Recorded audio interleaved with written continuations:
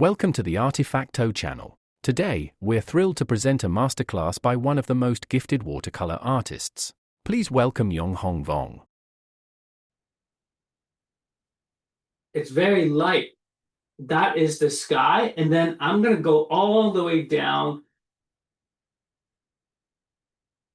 And the way I move my brush, you'll see. It's actually, you'll see some of the white of the paper coming through because I move a lot really quick. So this way, I don't worry about painting over because it's going to be dark, it's going to be covered by my darks. And I'm going to bring some of the yellow into that now.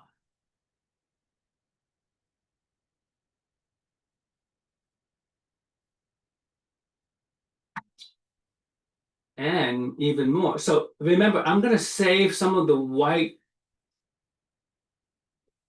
of the paper. And this is going to be the center of interest.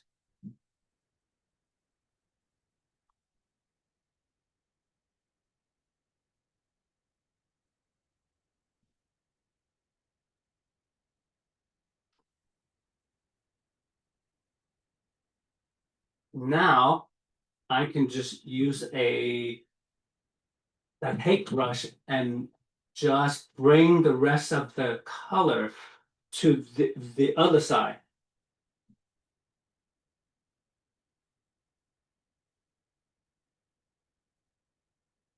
And I have to be mindful about just saving some of the white because I like the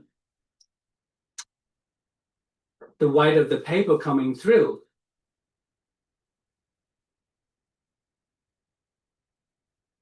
Just like that. And some of you may ask, well, can I use some masking fluid and mask out those white? I suppose I could, but I don't want to. I don't want to deal with the masking.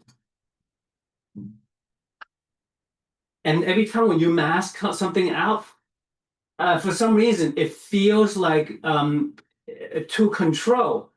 And the way I put this, it's actually much easier for me to work with. I don't have to worry about I could just go look at that and just mindfully leave some of the white behind, so that way I don't have to worry about leaving the white. I don't have to masking it out. Okay. All right. So this is done with my light tone. Okay. Always go back and refer to that. My light tone. So this is what I mean. Like, I don't paint by numbers. I mix a big puddle of color, and then I would just go and continue. And when you put down your mark, don't linger to, just be more confident.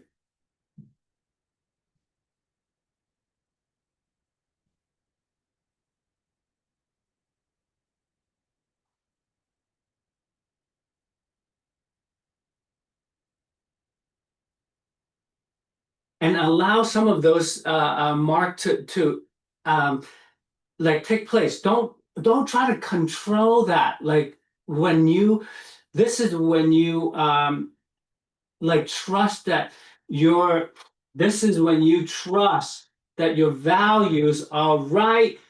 Go for it and don't worry about the details. Details will come later, I promise. Details will come later.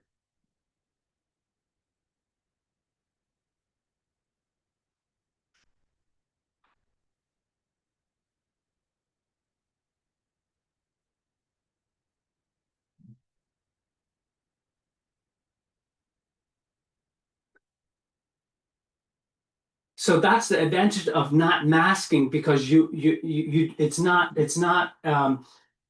necessary, because I don't have to be exact. My goal is not to be to create the impression of that, not an exact copy of that of what's in front of me. Stronger color. Now I'm going into even stronger color.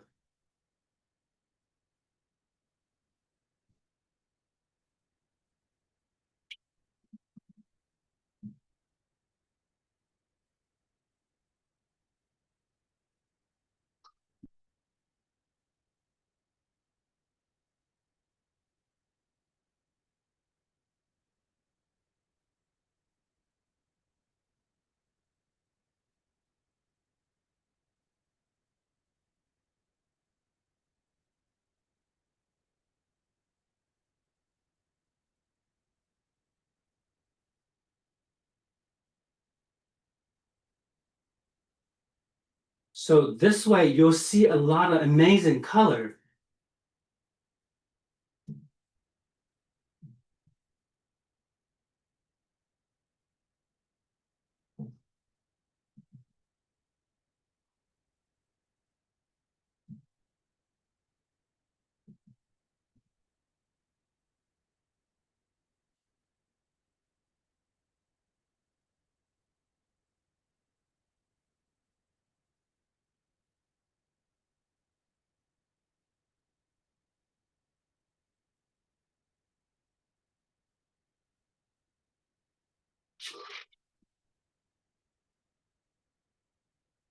And while this is wet, this is actually a good time to go in and add some of this cooler blue. You can see some of the cooler blue in the shadow, but still in the midtone.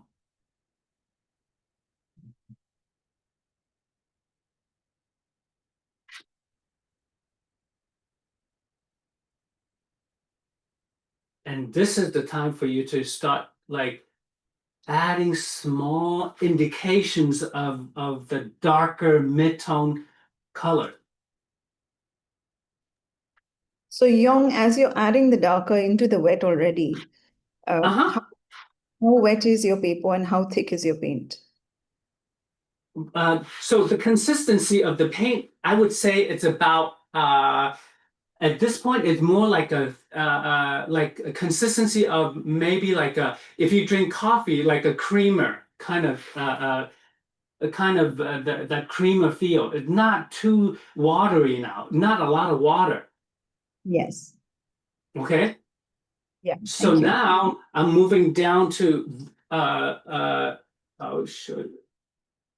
There's a darker darker midtone.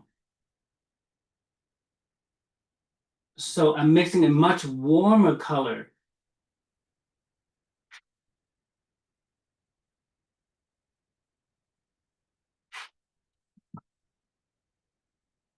So again, it's just slightly darker.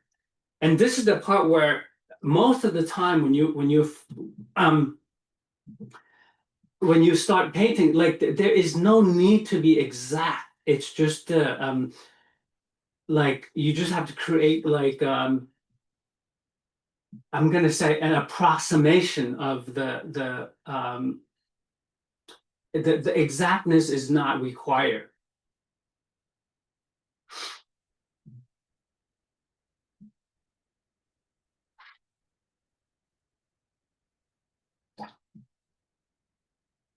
So I hope you're enjoying this watercolor lesson. On our channel, we always share watercolor lessons from the world's top artists.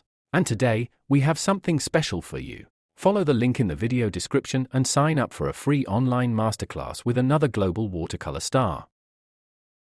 at this point, there's a lot of subtleties in here. You can use a small brush to bring out some of this is the process that will work when it's wet. It's actually much easier if you do that. Go in with a slightly darker. You notice there's some like darker color, like a slightly warmer variations in there. So this is the time to if you want to go in there, this is the time to put that in there while it's wet. But again, if you don't feel comfortable, there is no need to do that right now. But I like to put it in there because due to the time, I feel like it would be easier for me to handle the slightly the small details. If I do that now, if I go in right now, it'll save me a lot of time. Somebody So wants to know whether you switch brushes when you switch colors. oh, so every time when I switch to a new brush, I always have I always have a clean brush to work with, but I use whatever color that I have over my palette. So it's much easier because the color is there. I don't need to mix it anymore. So No. the and even there I have some variations in there.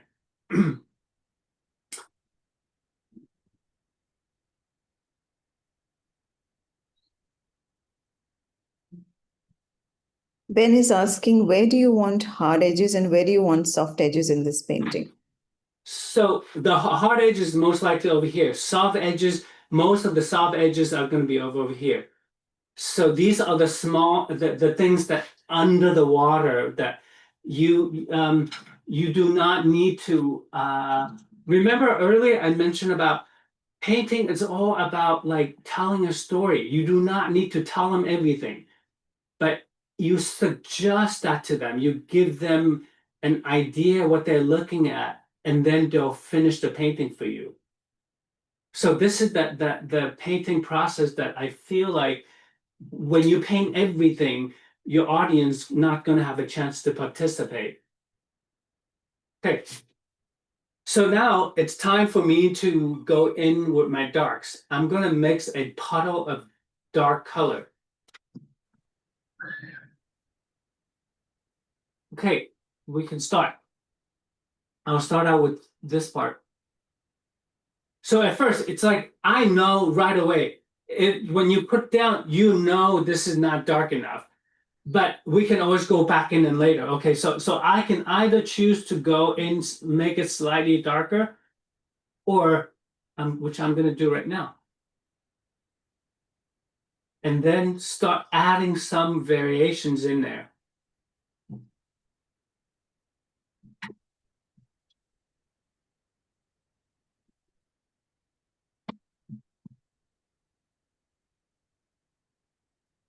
So you see, when you're painting like this, it's so fun. It's like you don't need to worry about the exactness of all those color. Like you just have to make sure that the values are correct. And you constantly modify that.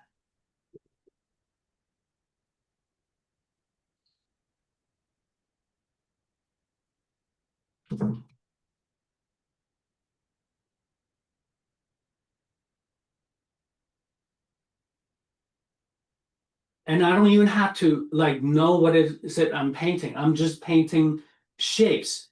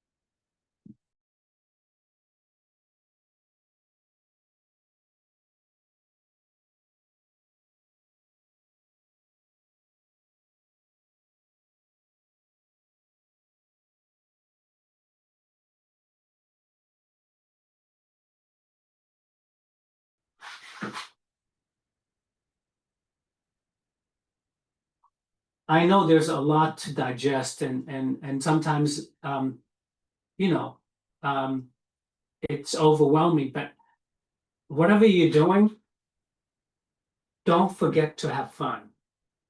If you Yes. try and your goal is to create a masterpiece, but if you create a masterpiece, but you try so hard and you suffer so much, that you will stop drawing. Like even if you create a masterpiece, you wouldn't want to do it.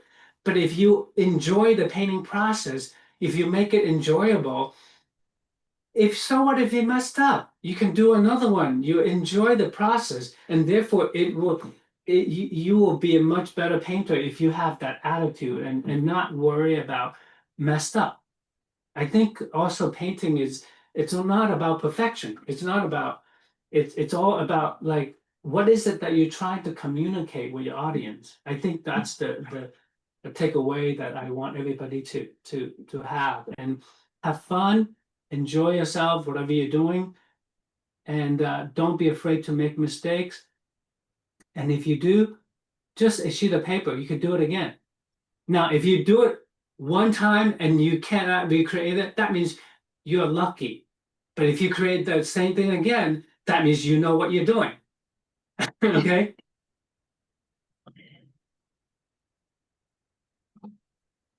So, as a follow-up to the same question about connection, Ben continues to ask that, so the connection is done by placing the same value and color along the flow of the water, path of the flow of the water, or it's So, I don't same color, it's more of values, right? yeah. So so if you anybody will look at this painting and interpret in a way that is very personal to them. So for me, if you look at it, glance over, it's like, wait, this is not an exact, this is an interpretation of this. And obviously, this is just a sliver of a photograph of the real place. So the goal for you is to, okay, what is it that out of this whole thing that attracts your attention? For me, is just how clear the water, how beautiful those color. For that works for me. So with that, I chose that this is going to be my center of interest. So everything I do, I want that to support that, to reinforce that message. So the connecting the small point, it will actually lead my eyes around and not just like it look over here, but bring my eyes around in a graceful way rather than like not mindful about that. And everything that we do should be able to just support that, know what we want to do, and we continue to reinforce that idea. Okay. Excuse me. Let me get some water. That's beautifully explained. Thank you. Okay. Let me. You have another question where somebody asks, in this case, your darks aren't as dark. So do you ever use black? What was the? Can you ask that question again? I'm sorry. In this case, in this painting, your darks aren't as dark as usual, as like what we visualize in the reference. So do you ever use black? The dark. I have black on my palette, which is this one. I actually don't um, especially when you are painting like the first this is this may look like it's not the final painting. I am going to look at that painting and continue to look at that and say, what bothers me? Like what, that always the impression. Look away, look back, whatever that you feel, that first impression is the most accurate. And if you keep staring and keep staring, you're gonna lose that. So my goal, hopefully, when you're done, do take the time to walk away when you're done. Get to a point you're happy with it, and you say, I'm gonna put it away now. I'm gonna come back to it. And your painting is not done until you have to frame it and put it up in a gallery. I think that's when you say, okay, that's done. But I think It's for out the of most part, go ahead. I'm sorry. it's out of my hands now. Yeah, it's out of my hands now, right? So hopefully you'll have an idea of my thought process, the way how I think, how I approach a painting, and I think for the most part, I approach my painting similar in a similar fashion, regardless I'm painting in oil, in gouache, in pastel. If I'm approaching even subject matter, the same exact idea. I would say if I'm doing like a portrait, I would be a little bit more thorough. I would find out more about the person. I'll find out more everything about that person. I would have, if I can have a conversation with that person, if that person is no longer, I want to see video clips of this person. So I really get to feel the person, like, and it really affects the way how I compose my composition, the way I choose color. So those are the things that I think will take the painting to the next level. If you do not have that, all you're doing is you're trying to match your reference photo, and that is, you'll never be as good as your phone. So this is something for you to think about, okay? And how much time do I think I need to wrap up, and I might work on that a little bit, but I will give you I'll send Allison an update on. I'm going to take a photo of what I have so far, and then I'll come back, and I might do some touch up on that before I call it a finish. Okay. So somebody asked, do you have a finished piece of this painting that you've done that you could quickly show us, or they just want to No, see no, the? no. This is the first ever. Like I promise I'll finish the painting the way I'm gonna take a photo of it, and then I'll take another photo so you could compare. You could see that. But I don't typically painting twice. I feel like maybe I do if I'm doing a big piece. I do a color values. I mean a color key, so that way I know what I'm working with, and how to plan out my painting, so I know exactly what to do. Because when you're doing a big piece of painting, it can be intimidating. And somebody briefly wants to look at your painting again just for a few minutes, if Oh, that's okay. absolutely, absolutely. Don't worry, I'll send a photo of whatever it is I have here, and then And Yong, can you share your Instagram account with us for those who would love to see more of your work? yep, I will. You can find out more information about my work if I can.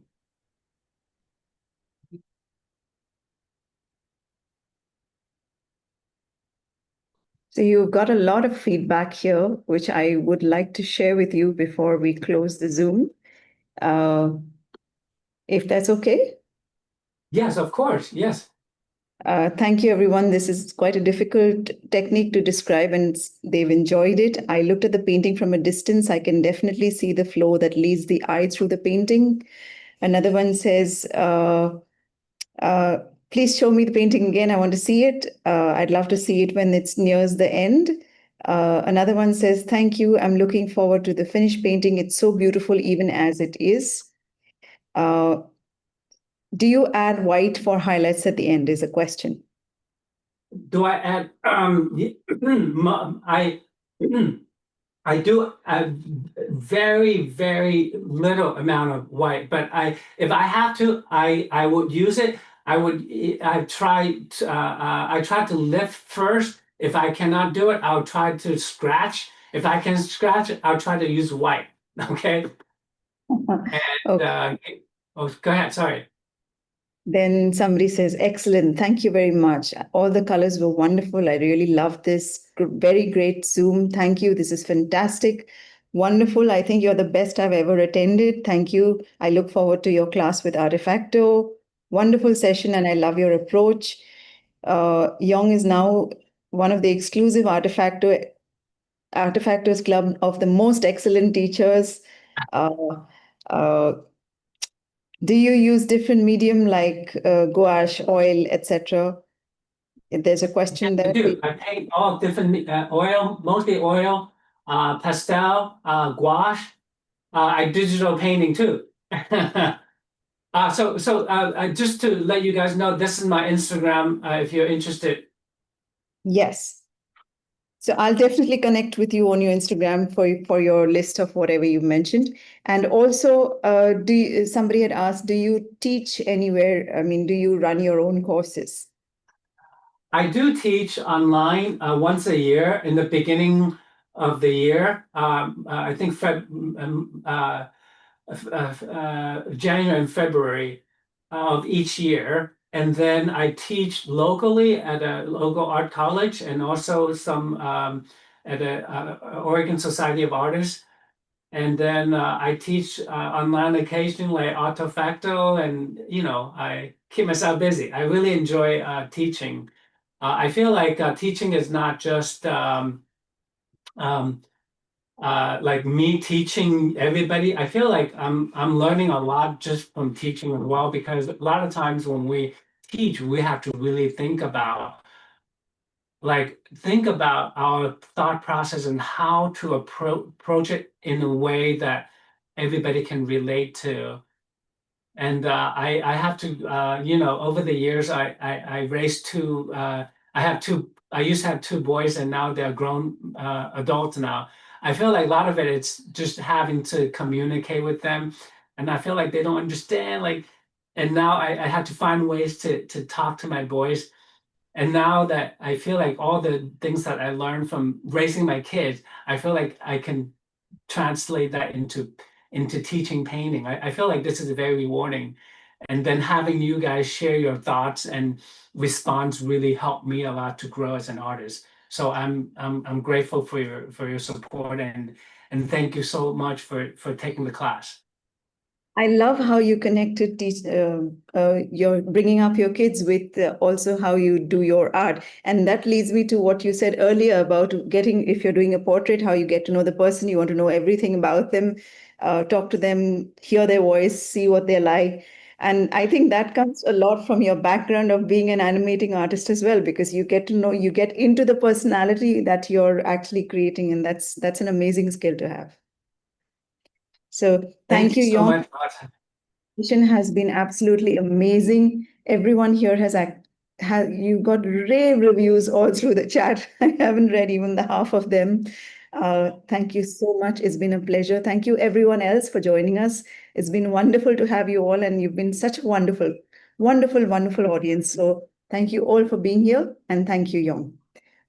Thank you so much. You guys have a wonderful week, and look forward to see you in the future. Take care. Bye, everybody. Bye bye. Bye bye.